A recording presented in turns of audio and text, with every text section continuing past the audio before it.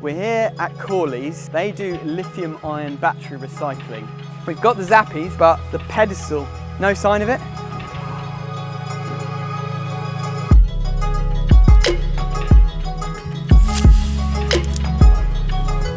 I don't need physical advantage, I've already got that. Nor do I need mental, it's just a tasty drink. Good morning everyone, it is day 2 here at the lithium-ion battery recycling plant. We're installing these 22 kilowatt electric vehicle charging points today. It's a beautiful sunny day, so super happy to be working outside. And the mission for today really is to get all the cables terminated. Corey's getting his sharp blade on, ready to go for terminating and glanding these armoured cables. Get the circuits connected inside, get everything tested up, commissioned and working. That is the plan. There's a few little logistical issues that we might face though today because our delivery for our pedestal has been delayed. It was supposed to arrive yesterday.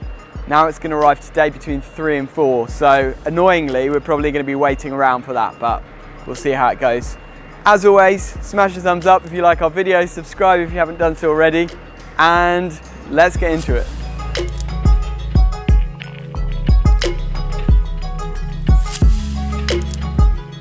Yeah, Red Bull can sponsor me if they want.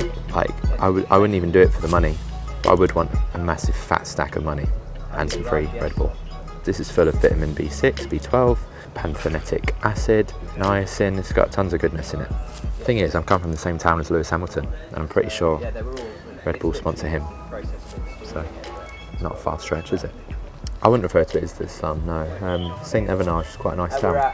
And the thing is as well, it would actually save them, because when they're sending their massive Serco truck of cash to Lewis Hamilton, they literally would only have to divert slightly to my house and could drop off a load of cash to me.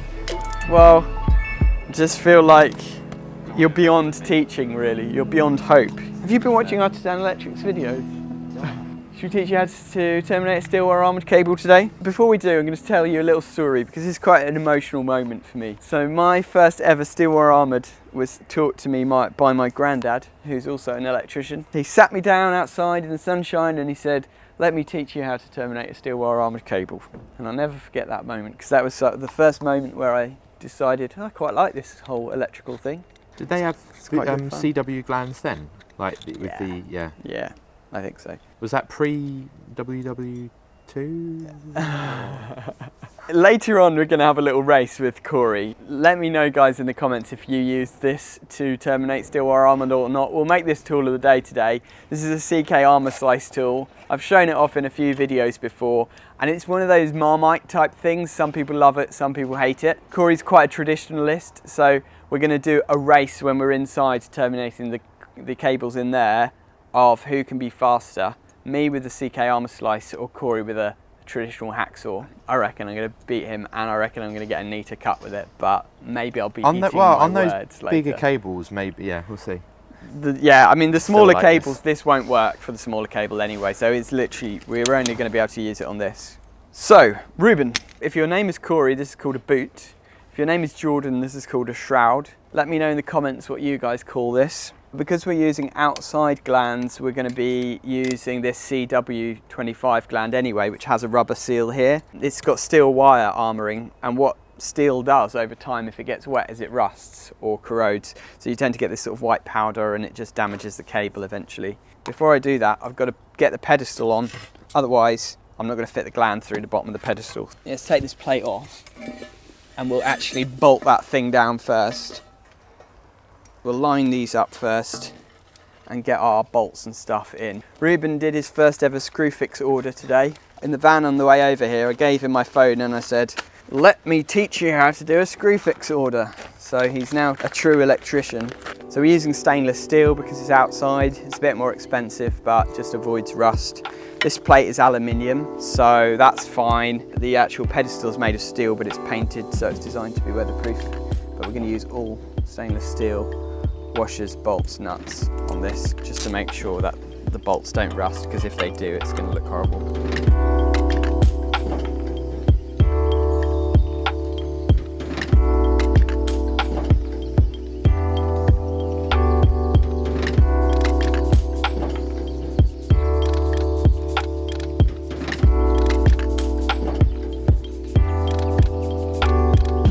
This is a very hobbled together watch. The clasp is off one watch, the band is just off eBay for like £5, and the watch is just a cheap old Citizen Eco Drive, so it's really a mutt. So the zappy is going to sit on there. That's pretty much where the bottom of the zappy is going to go. So we want our gland to kind of end about here. So what I tend to try and do is do it a bit too long, and then we can always push the slack into the base there. That'll do anyway. Now we got our mark. First things first, this goes on, because there's nothing worse than putting the gland on and then realising you forgot that, and then you have to undo the gland. I sort of push it down onto the cable, and you can see the cable there. Right. Just cut around it there. Like that. Slide over that. It should be a little bit tight so that it doesn't fall down by itself. That is perfect. Can you see that edge there is thinner? Oh yeah.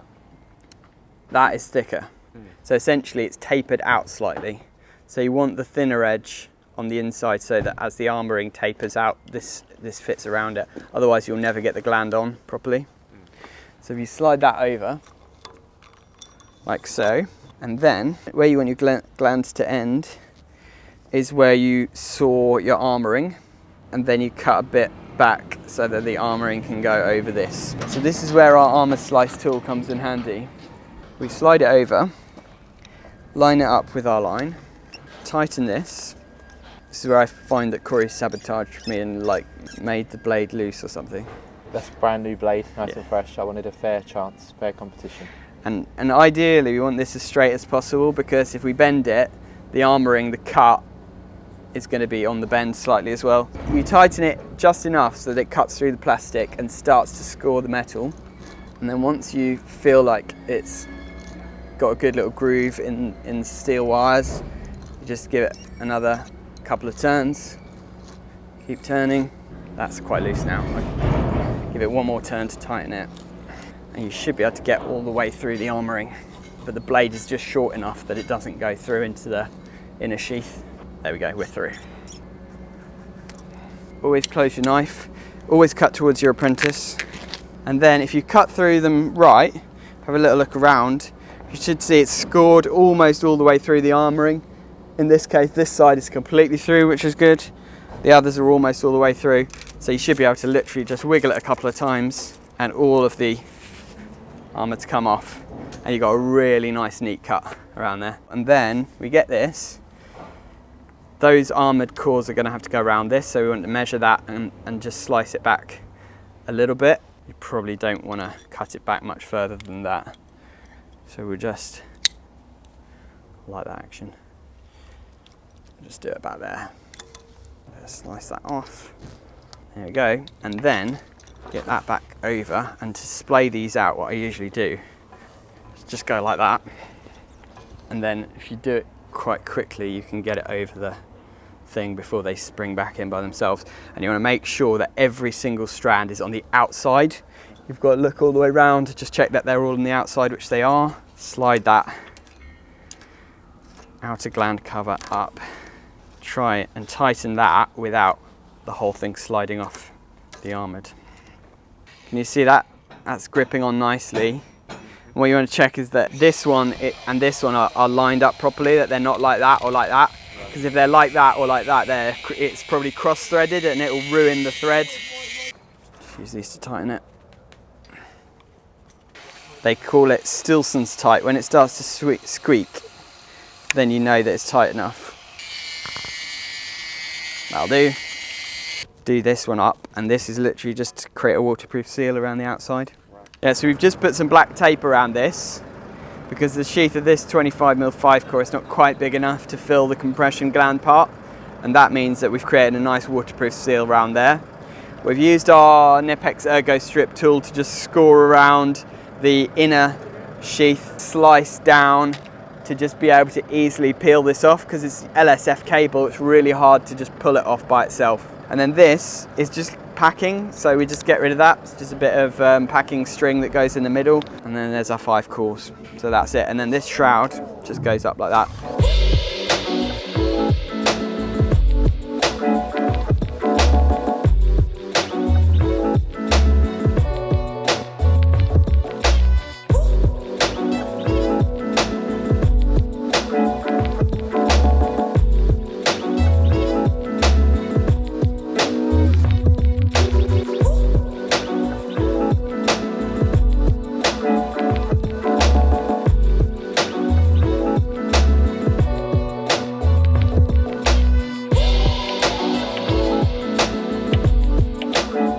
So this end is pretty much done. We're leaving these wires out just so that we can do our testing without affecting the actual charge point. So we'll do R1 and R2 insulation resistance and all that once we've got everything tied up at the other end. But we're going to go inside now and just start glanding, connecting everything up at that end.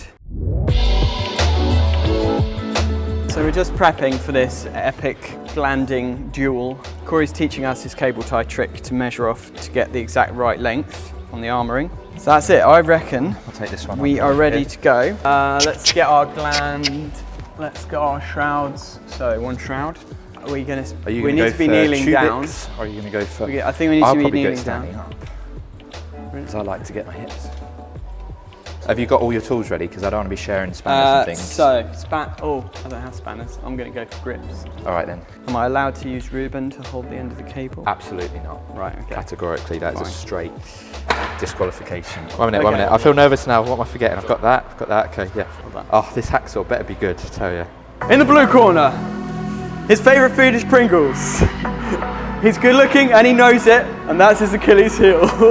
Corey, using the traditional armoured tools, knife, hacksaw. He's going old school. In the red corner, Jordan, the boss. He's not used to being on the tools anymore. And he has very nice trousers. But this is the only day that they're ever going to get dirty. He's using the CK armour slice tool. He's going with all the mod cons. They're all flash, but do they work? Who will win? Let's get stuck into this Artisan Steel War Armour Termination battle. Time it on your phone or something. Oh, you haven't got your phone. You're such a blimmin' good apprentice not having your phone. Contenders, ready. Gladiators, ready. 3, 2, oh, wait, 1. wait. You can time it. Yeah, you can time it. Where's our Sharpie mark? I have a feeling we might have lost our Sharpie No, you've not, Corey. Stop panicking. It's there. It's there. All right. Right? 3, 2, 1.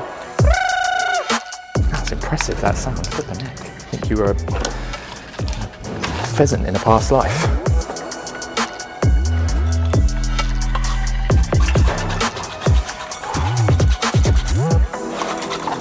Corey's going beast mode. Question is, will it be straight? Oh man.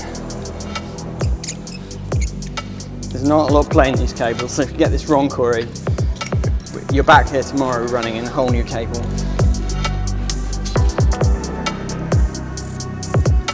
We're actually swapping salaries. Whoever wins. You really want that much of a pay cut, Corey? I rushed this bit ever too much. Yep. Not to worry. That's youth for you. And he's caught up.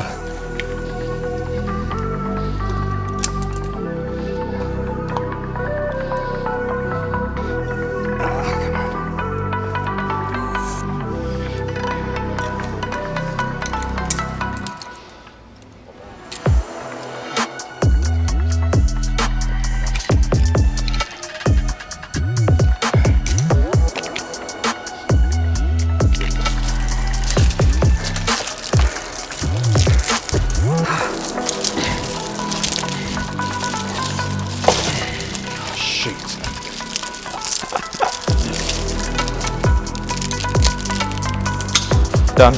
Ah, done. Whew. I'm happy to show that to the camera as well. Okay, so I'm happy to present. No scratching on the brass. Very, very tight, level, no nicks, all smooth, and a very nice tight boot as we like it. Pretty good attempt. A few little scratches because the grips. Stripped mine slightly back further than Corey's, but I think mine's a pretty impressive attempt too. I hate to admit it, but Corey pipped me to the post by about 5 seconds. So in other words, there's no benefit to these gimmick tools. I would say there is, because if you hadn't have been faffing around trying to cut those extra bits of armouring off, you would probably have beat me. Well, he's 10 years younger than me, so... Yeah, true. I can play the old man card. To the winner, the spoils. You get to clean up. I still think that this is good. Yeah, it's good. For getting a really neat, clean cut in a straight line all the way around. I own one, I would buy it again. It's good, yeah. Especially if I'm doing SWAs all day. and I want to save a bit of RSI, then yeah, I'm all for it. So guys, let us know in the comments, do you have and use one of these? Do you have and use one of these? We've not used it today, but apparently some people like to use this. It's meant for pipes, but it can do larger armoured cables as well. Or are you an old school traditionalist and do you like to go with the old hacksaw? Either way probably doesn't make that much difference in time, but maybe quality. Let us know all your thoughts in the comments and check out the tool of the day, which is this today. And the hacksaw. It was so close. We'll say that these are both tool of the day today.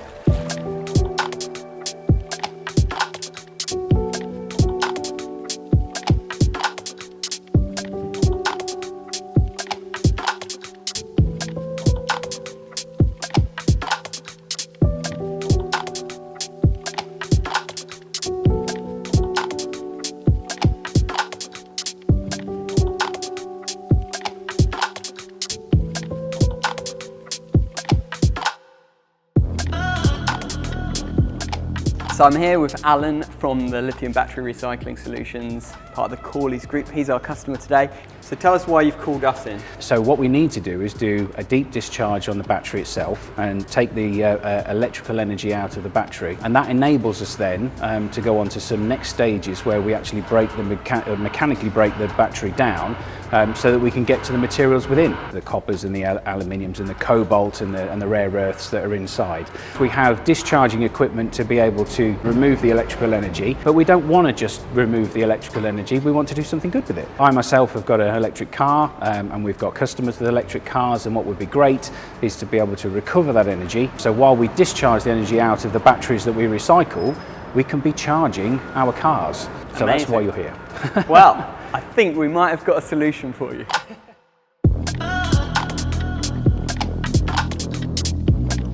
So we've got this charger all livened up now, which is great. We've done the testing and now it comes to the kind of commissioning phase. So I've got the hub here, and this is the device that basically connects to the internet. So you plug this to the router, and then this is connected to the internet, and it has its own wireless signal which communicates with the Zappi. Last night in my home, I plugged this into my home router and I updated the firmware to the latest. So there's two firmwares that you need to download. There's the hub firmware and there's the Zappi firmware.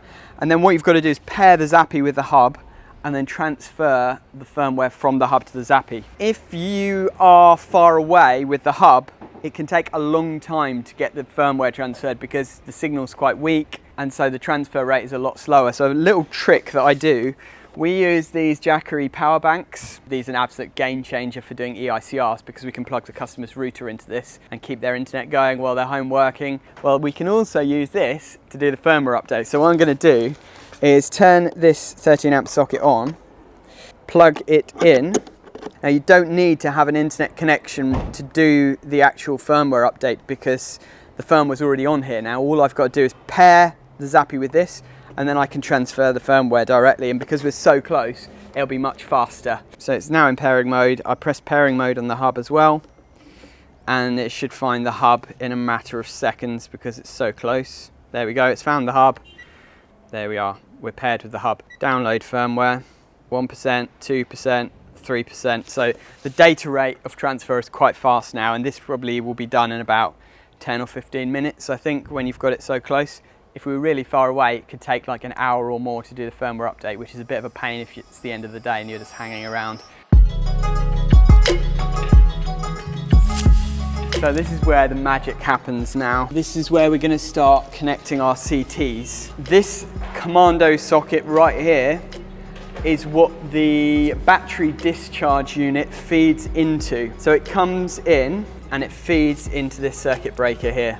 And this circuit breaker then allows the power from the battery discharge to come through and be used throughout this building. So in order for us to know how much power is being discharged from these batteries into the system and harness that power to use to charge the electric vehicles, what we install is these things called CTs, or current transformers. And all we have to do is clip them around these three wires right here, and then we connect them via these hardwired Cat5 cables to our Zappi unit, and the Zappi will measure how much input is coming in from the battery discharge unit, and if there's a load of excess power, rather than selling it out to the grid, if a car is plugged in, it will start charging the car with that excess power. So we're essentially taking power out of old batteries that have been thrown away to be recycled and using them to charge new car batteries that can then help the staff from this property to drive to and from work. It's super, super green. You know, it's really like reduce, reuse, recycle to the max.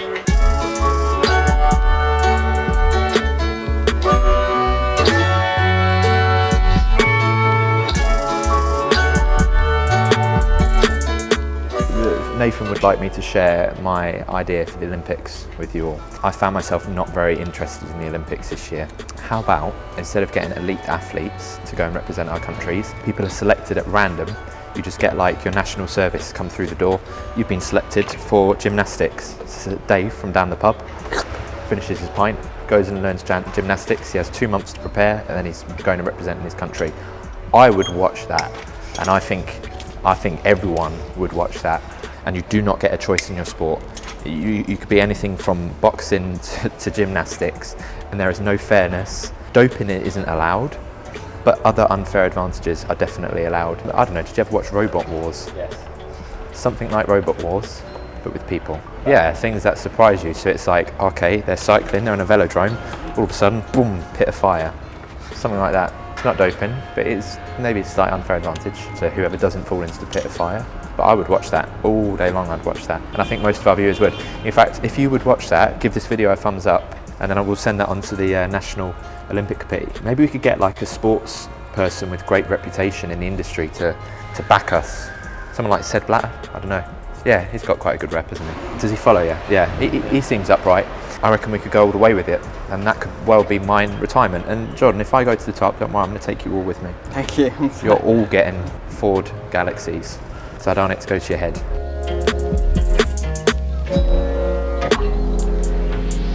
What I'm doing is I've got this just wired into a plug just on single phase for now, and I've got this plugged into the Jackery, although to be fair I could just plug it into the extension lead. This is now just downloading the latest firmware off of the hub because a certain delivery company has let us down.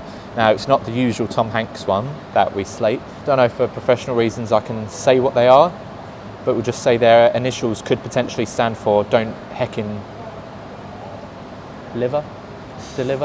I don't know. Either way, they've not delivered it on time. It's almost 4 o'clock and the pedestal still isn't here, so we can't actually wire it up. I'm just going to get it all paired up and programmed and everything now so that we literally can just stick the cables in. See, you're right, you are 60 kilograms. So that means Nathan, you're probably about 80. Let's weigh Nathan with his tripod, 80. Let's see what I put it up by. Flip. I probably should cut something out of my diet. I'm 40 kilograms more than you. I'm Nathan and 50% of REUBEN put together. That's my general mass. I think our pedestal's arrived. It's not there. This site is split across like 3 places. Oh, I thought there was a traffic jam here as well. Why have I gone this way? So we've just turned around to avoid the traffic, and we have hit other traffic.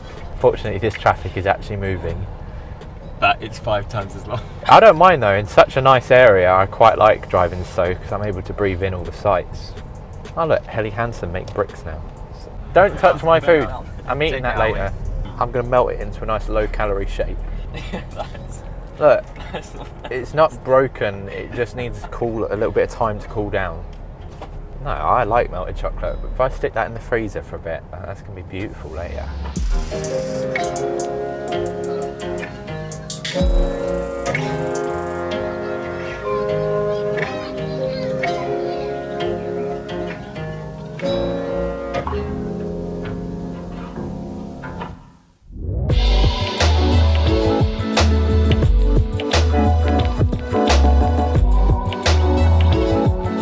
Understand why it's taking so long this time?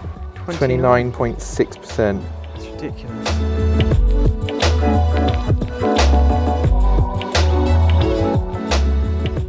We had some trouble updating the firmware on the Zappy. So it's on 77% now, but it takes like an hour. But we can't now mount that Zappy on the pedestal until the firmware update's done, and I don't want to cut it off halfway through because then you have to start all over again. But that's life. That is the real life of an electrician. I am fed up of waiting around, but finally the firmware is up to date. Corey's prepped everything, which is great. He's had to shoot off because he had a rendezvous.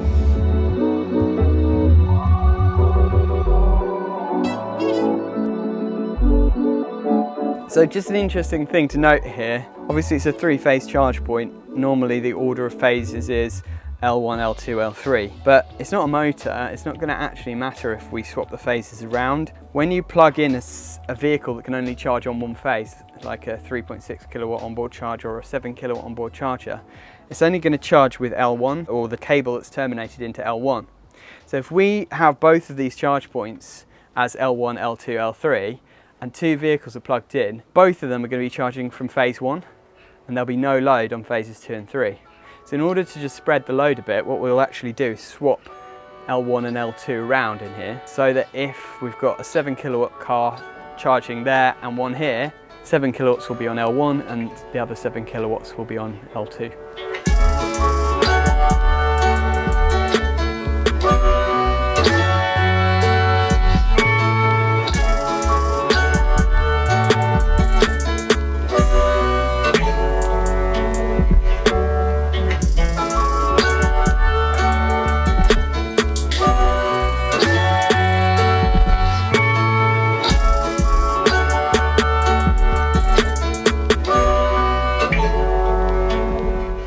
So we've done it. The end of an epic day, 6:15. The zappies are working and we're able to charge this beautiful Tesla behind me on excess power from the batteries that are being recycled here at Lithium Battery Recycling Centre. So awesome project. It's been super exciting to work on. We are potentially going to drop a little video showing all the workings inside the recycling plant. So if you'd like to see that, let us know in the comments. And as always, we're really thankful for watching our videos. It really helps if you hit thumbs up. If you can just do that, just tap that like button, it really helps. Subscribe as well if you want to, because it's free and we do put out regular video content that is all about the life of an electrician, EV charging, all these kind of interesting projects we like to share with you guys. So I hope that you'll join us for the ride. And even if you don't, thanks so much for watching this video anyway. Have a great day and we'll see you on the next one.